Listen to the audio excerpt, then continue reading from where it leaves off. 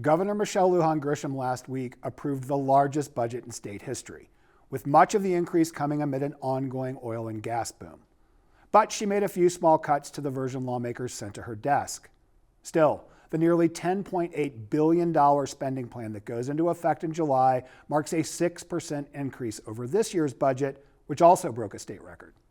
In a statement, Lujan Grisham thanked lawmakers for prioritizing what she called the, quote, pressing needs, unquote, she addressed in her own proposed budget, including health care, education, public safety, the environment, and housing. Departments across those sectors will receive significant bumps, including over 20% more for the Early Childhood Education and Care Department and Healthcare Authority, and just under that for the Energy, Minerals, and Natural Resources Department. Those figures are published in a legislative analysis. The budget also gives public school and state employees 4% raises and starts the new Behavioral Health Trust Fund off with a $100 million deposit. That's on top of fully funding the Senate's $280 million behavioral health package. The governor said the minimal cuts she made were, quote, targeted and, quote, necessary to maintain fiscal responsibility, end quote. She vetoed only about $19 million. That included funds for bills that didn't pass, allocations that the governor claims amounted to violations of the state constitution's anti-donation clause, and recurring programs created with non-recurring dollars. More significant than the money was the language she slashed throughout, arguing the legislature wandered into potentially dangerous separation of powers waters by limiting the executive branch's ability to manage programs. Those departments will still get that funding, but without instruction from lawmakers on how to spend it. The budget maintains about 30% in reserves as a safety net for leaner years. While Governor Lujan Grisham signed 160 of the bills lawmakers sent to her desk this year, she axed 35 others with her veto pen. She provided an explanation for 18 of those bills and pocket vetoed the other 17. That effectively means she stuck them in a drawer without acknowledging them. Among her vetoes was a hard-fought tax package lawmakers negotiated in the session's final hours. Most of the changes were set to take effect next year, meaning its price tag of about $113 million a year, and climbing, was also deferred. In a statement, the governor called the effort last-minute deal-making that delays relief, ignores economic opportunity, and undermines fiscal responsibility. Lujan Grisham also vetoed a couple bills dealing with lighter fare. One would have made the tortilla the state bread, and two others would have created license plates for lowriders and the New Mexico United soccer team.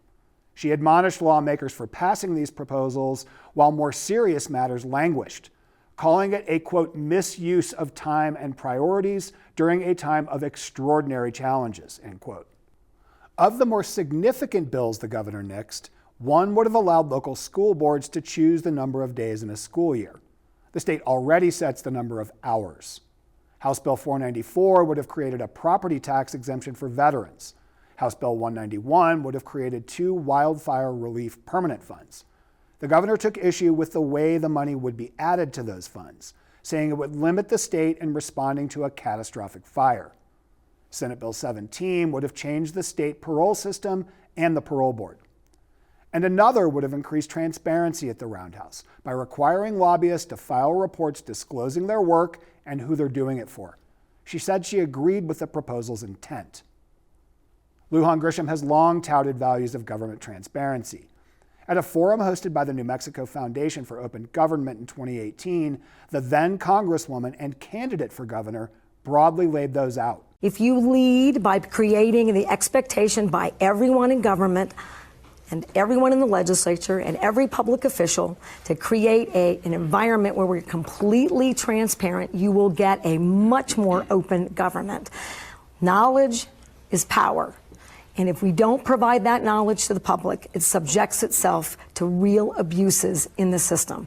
In justifying her veto, Lujan Grisham characterized a 48-hour deadline to report lobbying activity as onerous and called a requirement that lobbyists file updates if their positions change unclear.